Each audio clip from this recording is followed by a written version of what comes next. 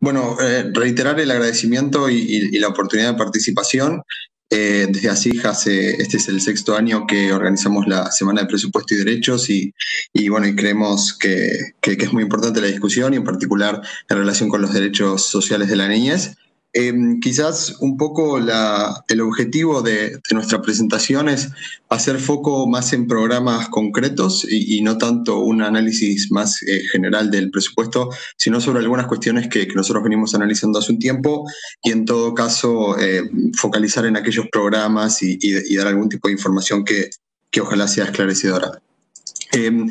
el primer asunto es la asignación universal por hijo. Digamos, antes que nada, bien, es el programa principal de transferencias monetarias que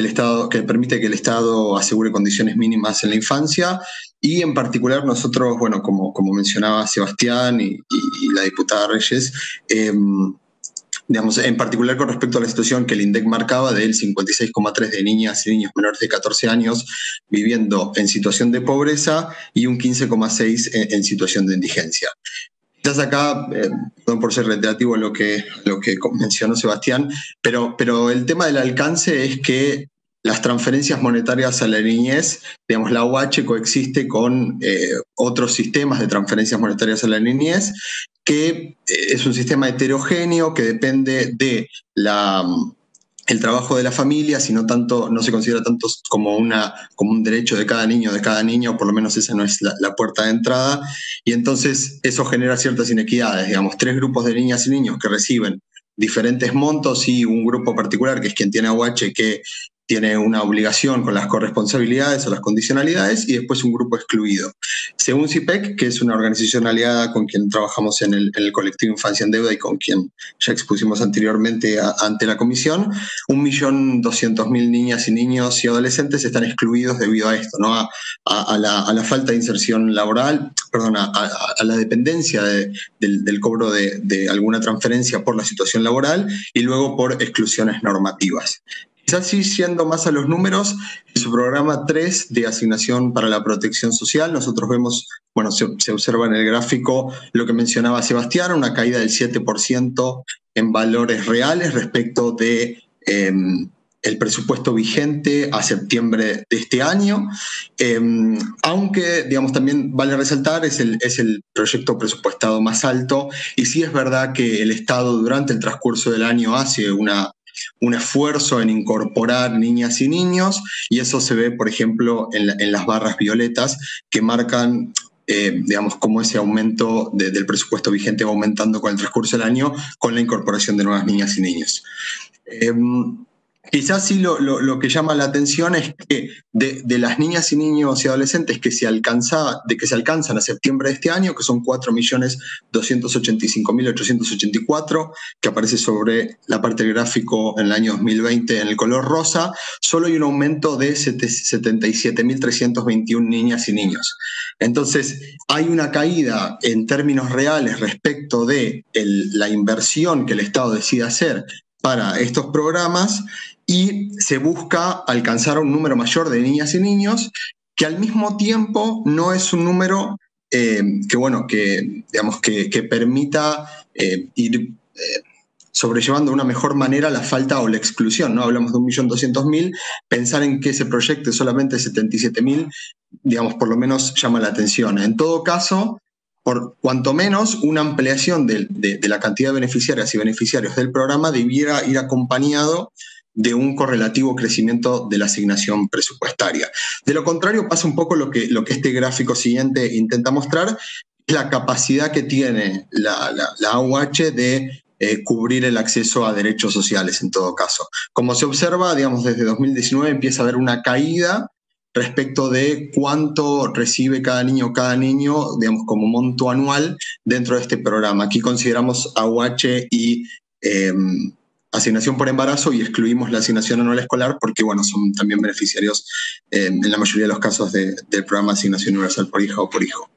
Entonces, eso lleva al siguiente punto que también lo mencionaba Sebastián, que es el asunto de la suficiencia, ¿no? En agosto de este año, la asignación universal por hijo en mano, o sea, el 80% que se asigna mes a mes, cubría un 17,9% de la canasta básica total y un 43,31% de la canasta básica alimentaria.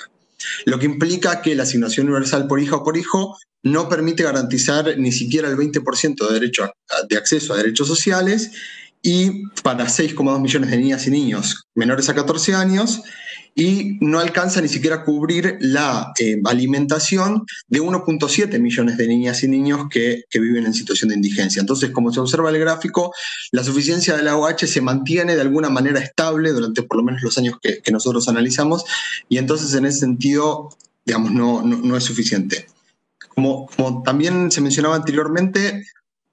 un asunto que beneficia muchísimo a niñas y niños y que fue, digamos, muy importante este año es el tema de la tarjeta alimentar, ¿no? La tarjeta alimentar, en este caso, prioriza a hogares con niñas y niños entre 0 y 6 años y a personas embarazadas, así como a familias con niñas con discapacidad que perciben la asignación universal por hijo con discapacidad. En este sentido, bien, como intenta mostrar el gráfico, hay una caída del 36% en valores reales de lo que se asigna a la tarjeta alimentaria, y en este sentido la tarjeta alimentaria complementa la asignación universal por hijo en términos de suficiencia. Entonces, observar una caída de este monto es preocupante. También es verdad que se espera que la situación económica el próximo año mejore, pero al mismo tiempo es importante que a la salida de la pandemia no haya caídas tan importantes en relación a lo de este año. Como se mencionaba anteriormente, siguen siendo 1,5 millones de personas las que se intenta alcanzar, y entonces observar una caída tan importante en términos de la tarjeta alimentar, y sabiendo la poca suficiencia en todo caso que daba la asignación universal por hija o por hijo agosto de este año, digamos, permite pensar en posibles aumentos en este sentido, ¿no? El cálculo así, a grosso modo, que hicimos desde ASIG es que se requeriría un 20% más un 20% más para el presupuesto 2021 de lo que está proyectado, y eso permitiría mantener de alguna manera un número razonable en términos de tarjeta alimentar. Pasando quizás más a la cuestión educativa, que es otro de los asuntos que nos interesa desde ASIG y en todo caso con el colectivo Infancia en Deuda. Acá lo que nos proponemos es analizar un poco el asunto de la infraestructura escolar y los jardines de infantes en lo que hace a la inversión desde el Ministerio de Educación. Como señala la Ley de Educación Nacional, el Estado Nacional debe contribuir con una asistencia técnica y financiera a las provincias y a la ciudad para asegurar el funcionamiento del sistema educativo y, en todo caso, proveer de recursos para que esto así suceda, ¿no? Entonces, aquí presentar en general el programa, después podríamos acercar algunas conclusiones más detalladas a la comisión si fuera de interés. Pero bueno, el presupuesto de 2021 prevé un presupuesto de un aumento del 272% en términos reales en relación con el año vigente, con el presupuesto vigente a septiembre de este año, lo cual es una gran noticia. Y en todo caso nos sumamos a lo que mencionaba Sebastián de UNICEF del aumento considerable en las partidas educativas. En relación con los jardines de infantes, que es el programa 46 del propio Ministerio de Educación, hay un aumento también considerable de la partida, terminando cerca de 32.000 millones de pesos para el año 2021. Y quizás si voy un poco y vengo entre el gráfico anterior y este, lo que se observa entre las barras rosas y las barras amarillas es el problema de la subejecución presupuestaria. O sea, el presupuesto que queda vigente para los años, después es muy difícil de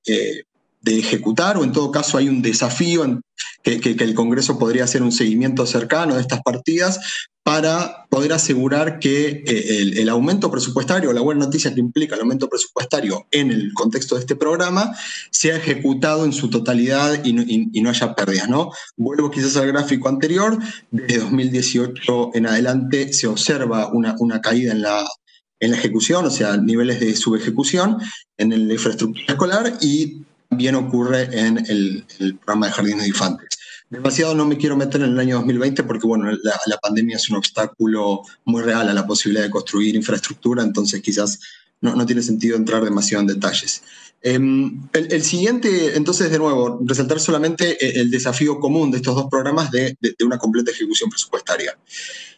Quizás el último asunto que queremos traer a mención es el asunto de la conectividad y la educación, ¿no? La pandemia demostró y en todo caso profundizó el acceso a la educación y en todo caso la suspensión de las clases presenciales, lo que implica es un aumento en la desigualdad educativa y en la posibilidad de educarse con continuidad y de una calidad, sobre todo para niñas y niños que viven en situación de pobreza. Y esto está muy marcado por la desigualdad en el acceso a los recursos tecnológicos, internet, computadoras. La modificación de la Ley de Educación Nacional ahora obliga al Estado Nacional a proveer de recursos tecnológicos y conectividad en los casos como el actual, cuando la escolaridad presencial sea inviable por una pandemia o por alguna cuestión. Y entonces ahí nosotros sí queremos en todo caso hacer solamente algunas menciones,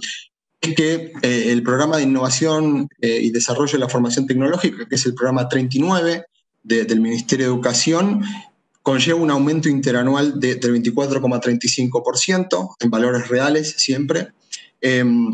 Y entonces eso es una buena noticia, o consideramos que es un aumento, digamos, que tiene mucho sentido. Y quizás lo más interesante es el Plan Federal Juana Manso, que es el programa 47. El programa federal Juana Manso para el año 2021 proyecta un presupuesto de 14.000 millones de pesos, lo que es considerable, digamos, el gráfico habla por sí solo, es un aumento del 187% en términos interanuales con respecto a lo de este año, y en todo caso es una noticia para celebrar este aumento. Y quizás más en concreto, yendo a las metafísicas, según Fundación Voz, que es una fundación también con quien trabajamos en el colectivo Infancia en Deuda, y a partir de los datos que elaboró el Ministerio de Educación conjunto con UNICEF, la estadística que ellos sacan, la estimación que ellos hacen es que cerca de 3 millones de niñas, niños y adolescentes no acceden a una computadora. Quizás en todo caso resaltar que el presupuesto para 2021 prevé una metafísica de un reparto de computadoras de 546.600 computadoras como parte del Plan Federal Juana Manso, y que es un aumento muy considerable respecto del presupuesto de 2020, que es una continuación del proyecto del presupuesto 2019, digamos, porque solamente se repartieron 25.000 computadoras. Es verdad que este año, entre estas 25.000 y las 135.000 que habían quedado pendientes, y entonces de cualquier manera el aumento sigue siendo considerable, pero bueno, también vale la pena tener en consideración que son cerca de 3 millones de niñas y niños quienes no acceden a estos recursos tecnológicos, y que entonces en una lógica de tratar de cerrar una brecha de desigualdad, y que nosotros entendemos que es algo que se da progresivamente, pero bueno, quizás si habría algún espacio donde nosotros recomendaríamos quizás algún aumento, tendría sentido en asuntos de conectividad. Solamente porque digo, si bien el Consejo Federal de Educación esta semana aprobó un nuevo protocolo y la presencialidad empieza a ser una parte importante, y en todo caso celebramos que la presencialidad en la educación vuelva, es verdad que esa presencialidad no va a ser como era antes, o por lo menos no en el corto plazo, y eso implica esquemas de presencialidad y educación remota, que creemos que entonces en todo caso el recurso a la inversión tecnológica tiene muchísimo sentido, e independientemente de la presencialidad o no, acceder a una computadora tiene que ver mucho con la calidad educativa, y entonces quizás en este sentido resaltar eso. Pero bueno, en todo caso, hasta aquí la exposición de parte de ASIG, y bueno, cualquier cosa les pedí para las preguntas y más información o los reportes que ya sacamos o información nueva sobre el presupuesto o más detallada la podemos hacer llegar a la Cámara. Muchísimas gracias.